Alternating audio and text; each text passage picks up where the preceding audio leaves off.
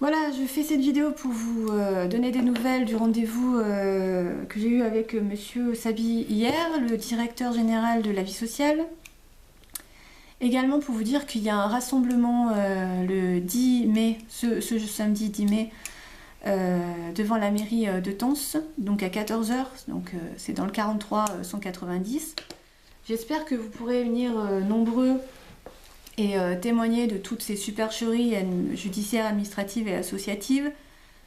D'autant qu'il y a une porte ouverte parce que aujourd'hui il faut en parler, quoi. Il y a un recours de 30 parents contre 3 présidents départementaux, donc il y a l'Essonne, les Yvelines et les Bouches-du-Rhône, qui accusent l'ASE d'avoir prostitué leurs enfants, donc une institution qui se doit de protéger ses enfants et qui accuse les parents d'être maltraitants et qui est maltraitante elle-même. Donc voilà, j'aimerais bien qu'on puisse avoir pas mal de témoignages pour essayer de dire que déjà c'est pas que dans ces départements et qu'il y a quand même un gros problème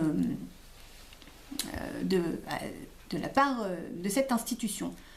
Voilà, j'invite vraiment tous les gens qui ont pu témoigner, qui m'ont fait des témoignages pendant 7 ans, autant les éducateurs qui ont arrêté d'être éducateurs, des familles d'accueil qui ont arrêté d'être familles d'accueil puisqu'ils étaient choqués, enfin des gens qui travaillaient anciennement à l'ASE et puis surtout des parents et des anciens placés qui peuvent témoigner plus que personne à venir. En tout cas, on essaiera de faire des petites vidéos, donc il y a les journalistes locaux qui vont se déplacer. Après, on essaye aujourd'hui d'inviter des journalistes un peu plus importants.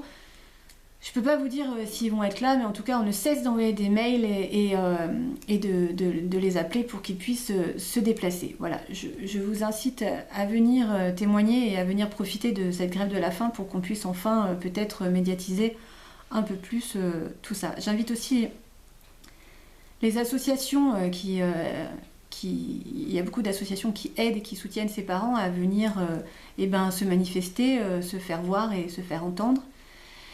Voilà, j'aimerais bien qu'il y ait pas mal de témoignages et qu'on puisse un petit peu plus entendre parler de tout ça. Voilà, pour ceux qui ne connaissent pas mon histoire, ma fille a été placée le 3 juillet 2018 pour une fusion. Donc Anne-Cécile Guignard, juge des enfants du Puy-en-Velay, m'accusera de ne pas tourner ma fille vers l'extérieur et de l'avoir déscolarisée. Ce qui est totalement faux, puisque j'ai apporté toutes les preuves du contraire et 50 attestations, etc. Ça ne l'empêchera pas de continuer ce placement. Une juge qui aujourd'hui n'est plus juge, puisqu'il y a un arrêté de la cour d'appel qui l'interdit d'être juge des enfants.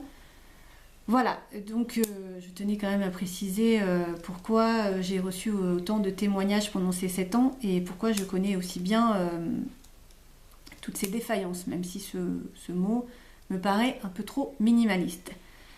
Donc je vais revenir sur l'entretien que j'ai eu avec Monsieur Sabi, donc directeur général de la vie sociale, il était accompagné de son collaborateur. Donc je lui ai signifié que j'ai toujours travaillé depuis le placement de ma fille, j'ai même dû adapter mon travail puisque j'avais énormément de rendez-vous judiciaires, administratifs et associatifs.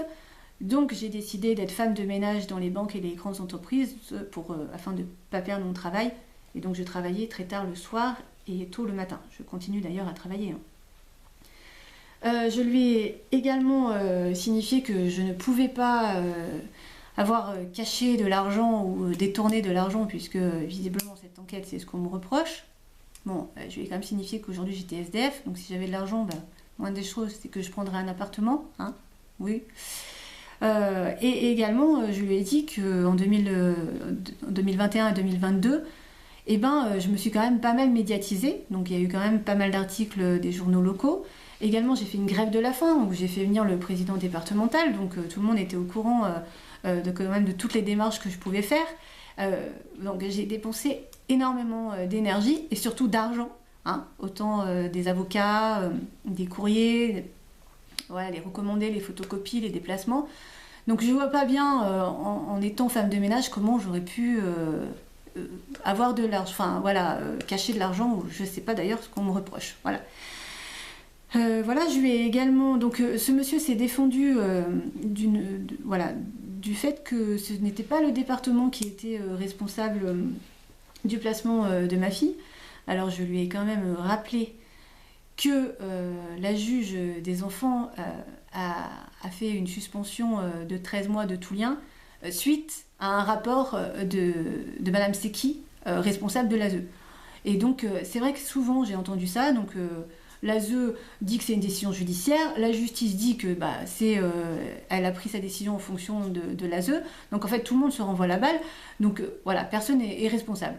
Bon, moi, je ne suis pas d'accord avec ça. En tout cas, bien sûr que le département de la Haute-Loire est responsable, puisque c'est cette responsable de l'ASE, Madame Seki, de la Haute-Loire, qui a demandé une suspension de tout droit avec ma fille. Hein. C'est-à-dire que je n'avais même pas le droit de la voir, de l'appeler, de lui écrire, ni de lui transmettre les cadeaux pour son anniversaire et pour Noël. Aussi fou que ça puisse paraître. Voilà, tout ça pour une fusion. Hein. Alors que j'ai un casier judiciaire vierge, etc. etc. Bon, bref. Voilà, je lui ai également rappelé quand même les conséquences de cette suspension de mes prestations sociales, puisque j'ai perdu mon logement. Donc voilà, je me retrouve dans une précarité incroyable, en tout cas immobilière. Et donc là, je vis dans un camion, on a pu mettre de l'électricité avec un radiateur. Voilà, autant vous dire qu'en Haute-Loire, je me caille. Mais surtout, le plus grave, c'est que forcément, je ne pouvais plus demander de récupérer ma fille, puisque j'avais plus de logement. Donc voilà, les conséquences sont quand même dramatiques. Hein, voilà. Bon, le résultat, du coup, les conclusions de ce rendez-vous, moi, je me suis retrouvée face à quelqu'un qui n'était pas touché par ma situation. Voilà. Alors, c'est pas la première fois quand même que je rencontre quelqu'un qui n'est pas vraiment sensible à tout ce que je peux expliquer et exprimer, hein, comme quand j'avais les rendez-vous avec l'aide sociale à l'enfance.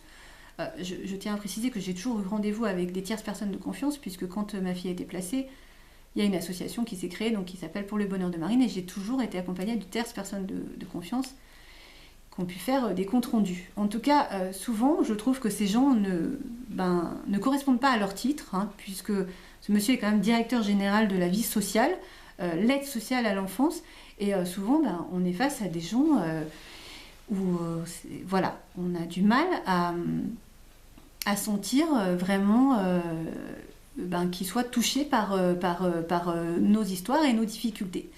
Voilà. Donc voilà, autant vous dire ma déception du rendez-vous d'hier. Comme d'habitude, je vais faire un message à ma fille. Donc Marine, aujourd'hui, je vais demander de rencontrer la présidente départementale, hein, puisqu'on va viser au-dessus. J'espère qu'elle aura un peu plus de compréhension et d'empathie et qu'elle va pouvoir trouver une solution rapidement à tout ça. Et qu'on puisse enfin trouver une sérénité et que je puisse enfin t'offrir un lieu pour t'accueillir et t'aimer et te choyer. Voilà, moi je suis déterminée, je lâcherai rien. En tout cas, Marine, je sais que t'attends avec impatience qu'il y ait un résultat. Je l'entends, je le comprends et je fais tout mon possible pour qu'il y ait qu'on puisse trouver des solutions rapidement. Voilà, je voudrais te dire à quel point je suis désolée de t'avoir mis dans un monde aussi déshumanisé. T'as un courage extraordinaire, une force incroyable.